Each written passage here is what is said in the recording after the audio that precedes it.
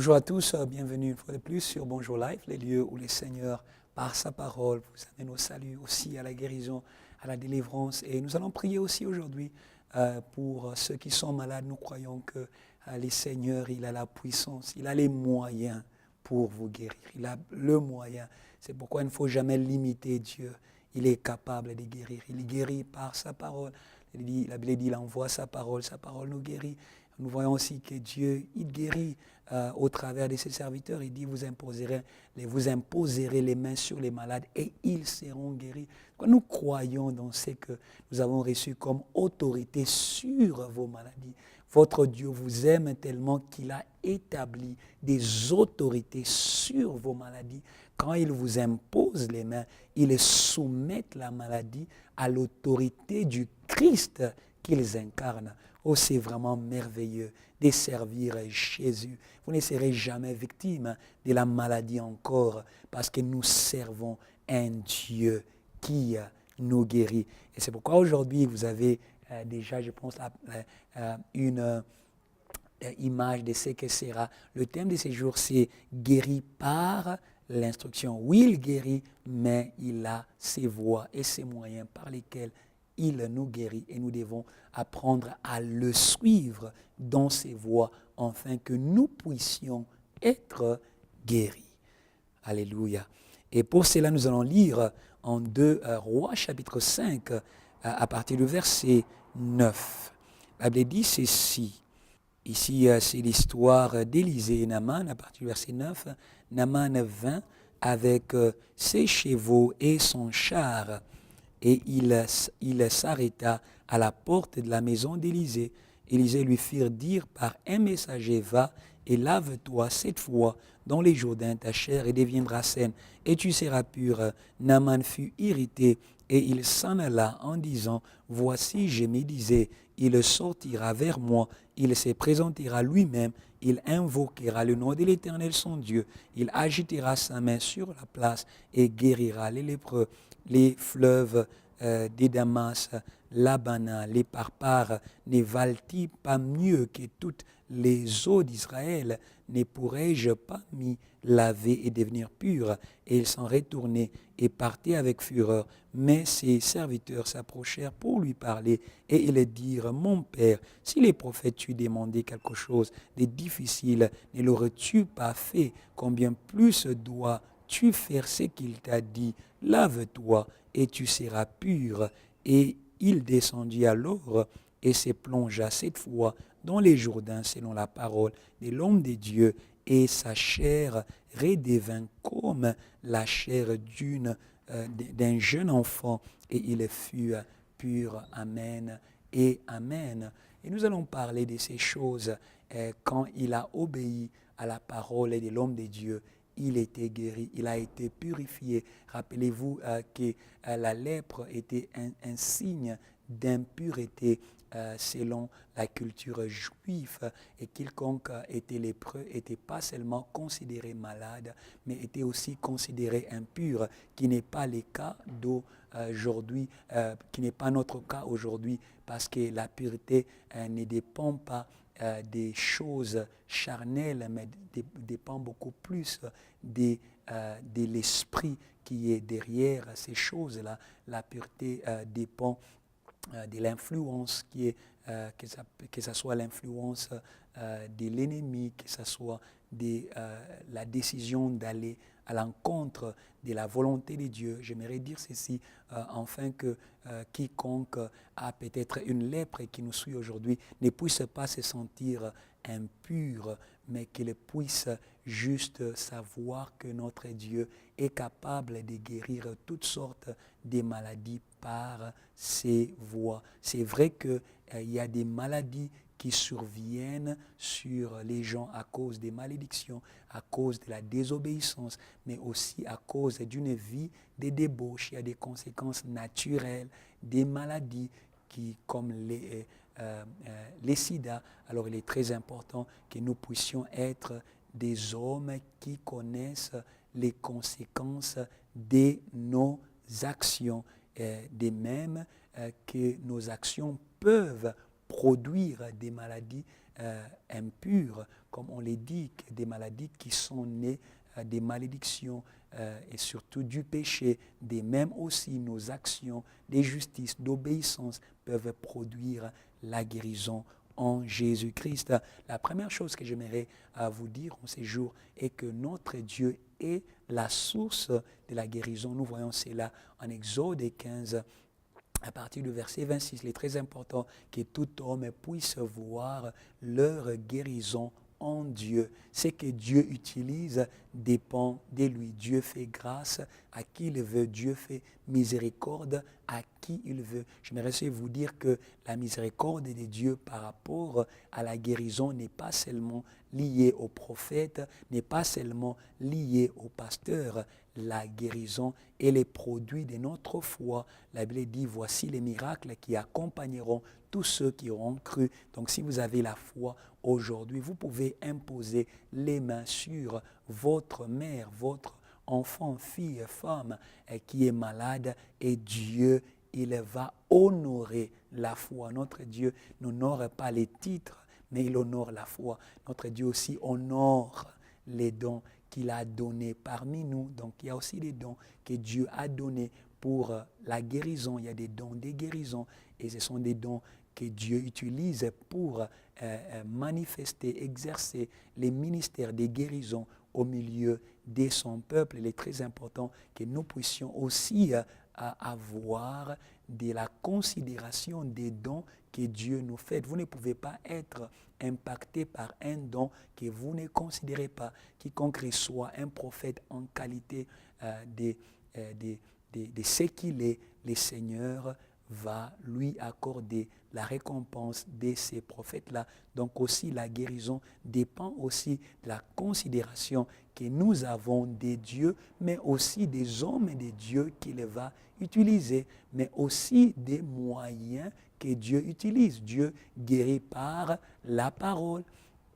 Dieu guérit aussi par la prière. Donc si nous avons foi dans la parole de Dieu, la Bible dit, il envoie sa parole et sa parole nous guérit. Nous pouvons expérimenter les fruits de la parole de Dieu. De même que si nous prions avec foi, la prière des foi est capable de guérir les malades. Et c'est pourquoi la Bible aussi nous recommande, quand nous sommes malades, que nous puissions appeler les anciens. Quand notre prière n'a pas eu de l'effet, quand notre prière n'a pas eu de l'effet, ça ne veut pas dire que notre prière n'a pas de valeur, mais des fois, il y a des cas, des maladies qui demandent une autre intervention. De même que dans le monde médical, un docteur peut être instrument pour la guérison d'une maladie, mais pour un autre cas, il faut consulter un spécialiste.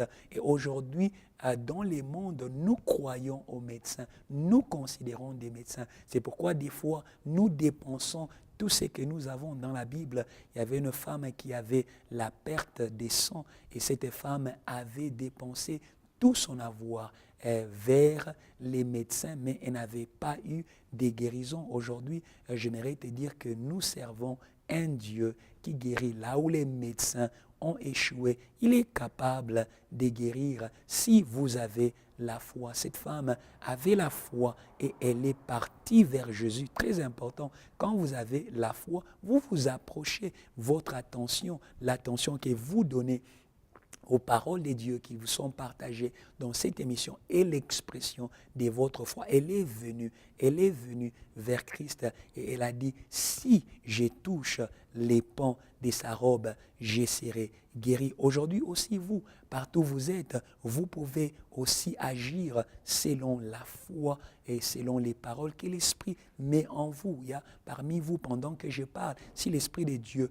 vous met à cœur de toucher l'endroit où vous avez la maladie, faites cela et vous serez guéri au nom de Jésus-Christ, parce que notre Dieu, il est guéri là où il y a la foi. Et la foi se manifeste par les œuvres, l'œuvre qui aussi produit la guérison. Ne pensez plus à votre maladie. Il y a des gens qui prient pour la guérison. Il y a des gens qui reçoivent des prophéties et des paroles pour leur guérison, mais ils continuent à penser à leur maladie. La maladie amène des pensées de désespoir. Elle amène des pensées de déshonneur. Il y a des fois des gens, qu'importe les niveaux, les statuts sociaux, mais quand vous êtes frappé par la maladie vous humilie. C'est une humiliation dans les corps. C'est pourquoi votre foi dans la guérison, c'est vous débarrasser des pensées qui sont venues avec votre maladie. Il y a des gens, quand ils sont malades, ils ne pensent qu'à la mort. C'est un esprit mauvais et nous les chassons au nom de Jésus-Christ. J'aime Jésus qui a dit que cette maladie ne va pas amener à la mort. Il est très important de ne pas permettre à ce que les diables puissent utiliser votre maladie pour amener un esprit de mort. Recevez ces paroles de guérison aujourd'hui au nom puissant de Jésus-Christ. On sera de retour dans quelques instants.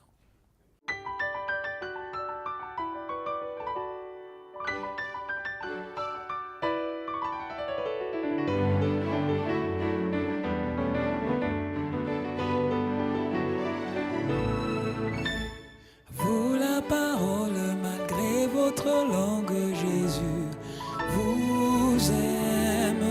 À vous la parole malgré votre langue, Jésus.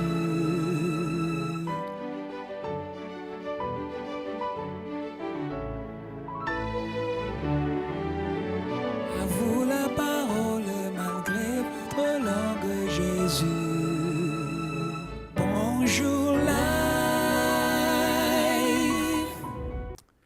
Bienvenue à tous, nous continuons à parler sur guéri par l'instruction. Aujourd'hui, il est très important, le Seigneur est capable de vous guérir. Certains d'entre vous, il va vous guérir si vous prenez la décision d'abandonner la vie du péché. Il y a des hommes dans la Bible, un homme paralytique était venu à Christ et Jésus lui a dit, tes péchés te sont pardonnés, sois guéri. Il y a des maladies qui sont les produits du péché parce que les péchés nous mettent sous la malédiction et l'ennemi maudit ceux-là qui sont dans les péchés. C'est pourquoi aujourd'hui, abandonnez la vie du péché parce que ça vous place sous la malédiction, ça vous place sous toutes les attaques de l'ennemi. Aujourd'hui, soyez couverts dans la vie de sainteté que nous avons en Jésus-Christ qui était appelé les justes.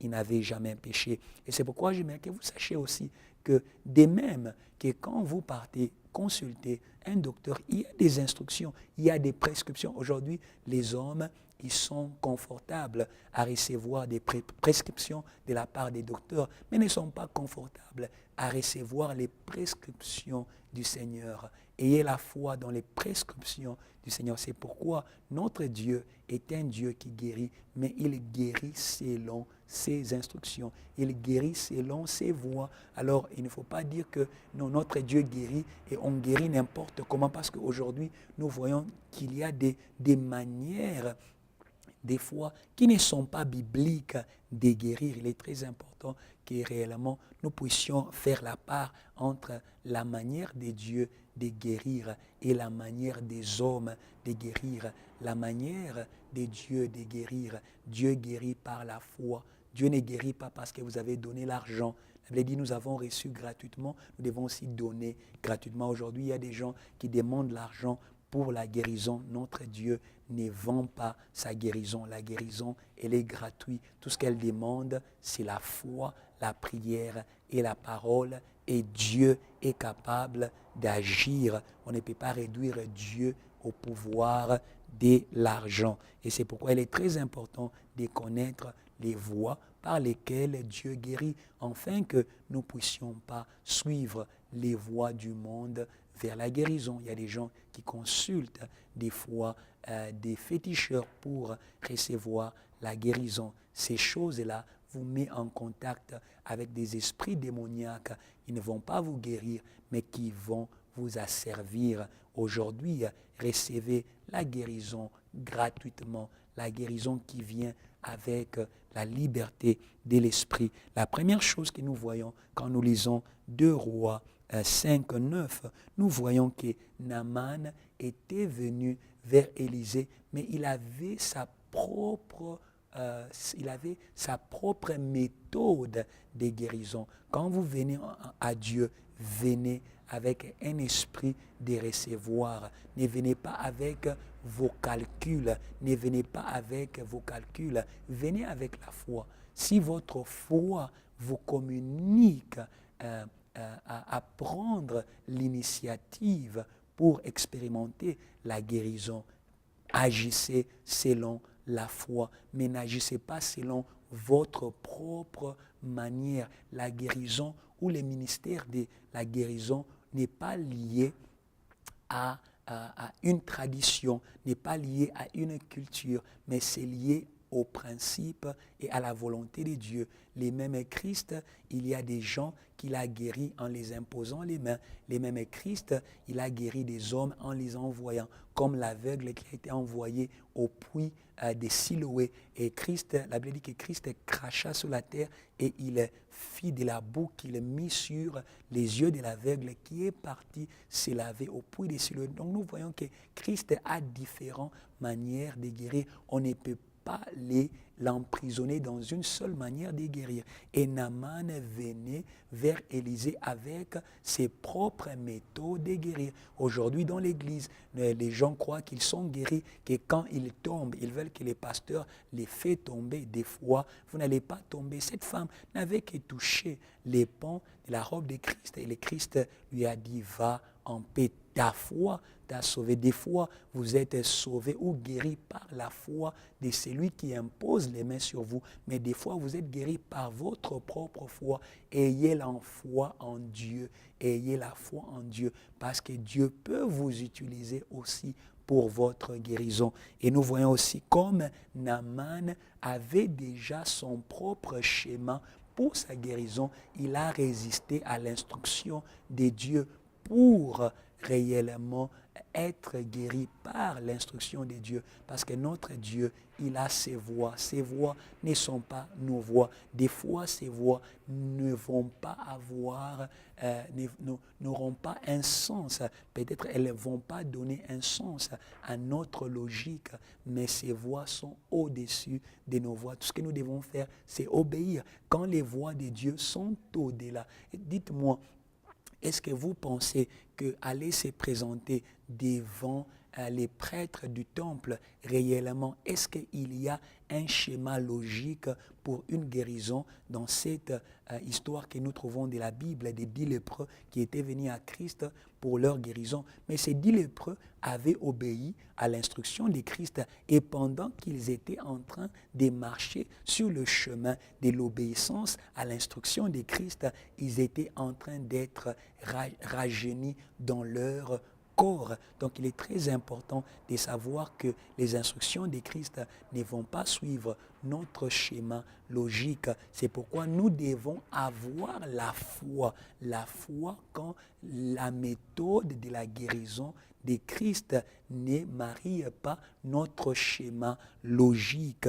Et Naaman a eu des problèmes parce qu'il n'a pas cru dans l'instruction d'Élisée qui lui demandait d'aller se plonger cette fois dans les Jourdains. Donc notre Dieu, il est aussi un Dieu de précision. Si nous voulons être guéris par les instructions de Dieu, nous devons être précis dans l'obéissance aux instructions de Christ. L'apôtre Pierre, on lui a demandé de jeter les filets à la droite et non à la gauche. Nous devons être précis parce que notre Dieu est précis. Il connaît ce qu'il est en train de poursuivre. Dieu ne poursuivait pas seulement la guérison. Des fois, nous venons à Dieu parce que nous cherchons la guérison, mais Dieu voit au-delà de notre maladie. Il voit beaucoup de choses. Il y avait l'orgueil de Naaman que Dieu voulait aussi l'aider. C'est pourquoi les prophètes l'ont demandé de faire quelque chose qui, devant lui ou devant les hommes, semblait être humiliant pour un homme de ses rangs sociaux. mais ça allait produire sa guérison. Soyez humble parce que Dieu fait grâce aux humbles et il va vous introduire dans votre guérison. Car Naaman, à cause des bons conseillers autour de lui, ayez des bons conseillers. Les bons conseillers, c'est le Saint-Esprit. Le Saint-Esprit, il est capable de vous convaincre, il est capable de vous inspirer à suivre les instructions au travers de la parole de Dieu, au travers même des hommes de Dieu, afin que vous puissiez arriver à expérimenter votre guérison. Aujourd'hui, c'est les jours de votre guérison. Et le Seigneur, il aimerait vous guérir au travers de sa parole. Peut-être que vous vous retrouvez quelque part bloqué dans une maladie à cause du manque de l'obéissance. Aujourd'hui, obéissez et vivez. Obéissez et soyez guéris. I want to speak to somebody who doesn't know Jesus, the ways of God. And not our ways, the thoughts of God and not our thoughts. His ways are higher than our ways. And I want to say to you that Jesus is the way. He may not make sense to you. You may not understand everything about Jesus as you hear me today, but it's very simple. The ways of God, they are simple. They may be above our ways, but they are simple. All they call is to our obedience. If we obey His word, He is able to save us from every sin. He is able to save us from every unrighteousness. That is why if you hear His voice, do not harden your hearts. Open your heart right now and receive Jesus Christ. And not only will He save you from sin, but He is able to heal your broken heart. Maybe you have been disappointed in life, rejected by your family, disappointed by friends. Jesus is a healer. Not only He saves us, but He's also able to heal us. The Bible says He sends His word and His word heals us. And today, if you receive this word of salvation, not only will you be saved, but also you will be healed, because our God does not do an incomplete job. At the cross, Jesus said, it is done. And by the cross of Jesus that we are preaching to you, which may be a foolishness to some who don't believe, I want to say to you, there is a power of salvation that is able to break every curse that is upon your life, that you may experience the power of healing of God in every area of your life. Is it your decision to receive Christ today? May you make this prayer with me. Say, Lord Jesus, I've heard your word and I open my heart. I've lived a life of my own, but today I humble myself to follow you until the end of my life. Come in my heart, renew me, forgive my sin, sanctify me by your blood, and make me new again. Restore my mind, restore my heart, and restore my body. But I want to pray for somebody who's ailing in their body or in their mind or in their heart. Every form of disease is subjected to the name of Jesus. We speak healing in the name of Jesus to everyone who hears us today. May they be healed and may they testify of your healing power that is given to all those who believe. Lord, may you remove every curse of sin, every curse that is born from any practice that your children would have engaged in the name of Jesus. They are forgiven in Christ, and the blood has broken us free from every curse. Therefore, every disease that was born from a curse has no reason to stay. Be loose in Jesus' name and be totally healed. In His name we have prayed. Amen and amen. You receive your healing right now. And we call unto you to write to us everything that God is doing in your life through this wonderful show, Bonjour Life. May you send to us your testimonies that we may be able to share them with many other people who need to hear that our God is a healer. I also want to invite you to our wonderful services every Friday from 6 p.m. at Verts University, and every Sunday at 9 a.m. at Verts University in Braamfontein. And you can get all these details right from getting in touch with us. Our contacts are right before your screen. And in the afternoons on Sunday from 2:30, we've got our Revival Sunday. It is a time of salvation, power, healing, and deliverance. You don't want to miss that. May you come, and it is free in Jesus' name. I also want you to get in touch with JTL and to know the greater work that JTL is doing in the nations, which is salvation of souls, that God has given a mandate to the man of God, founder of JTL, Pastor Kiluba Wakiluba, to go out to all nations and to preach the gospel for all to be saved. And you can be part of that great work through your prayer, but also through your giving. It is not forced calling for you to give, but if you feel the conviction of the Holy Spirit to give, may you please give, because your giving is going to contribute to the carrying of the gospel unto all nations. May God bless you as you continue to watch Bonjour Life. Remain in the presence of God. Bonjour.